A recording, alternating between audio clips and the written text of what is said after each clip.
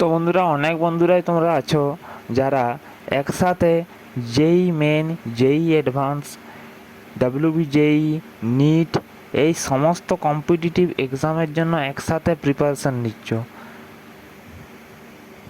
সেই সমস্ত স্টুডেন্টদের একটা ডাউট থেকে থাকে যে জেই মেন, জেই অ্যাডভান্স, জেই ও নিট এই সব কম্পিটিটিভ এক্সাম দেওয়া হলে কোন এক্সামটির উপর মেন ফোকাস রেখে পড়াশোনা করা দরকার।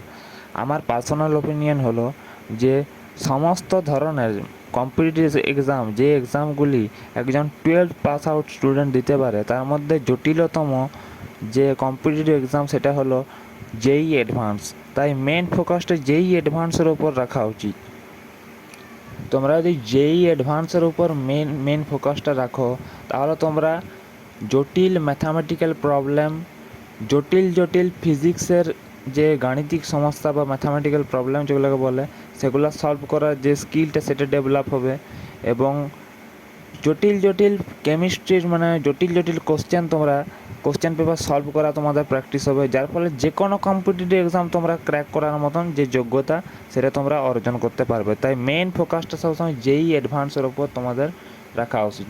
তাই জেই অ্যাডভান্সের প্রিপারেশানটা সব থেকে বেশি গুরুত্ব দিয়ে তোমরা প্রিপেয়ার হও, এটা আমার সাজেশন।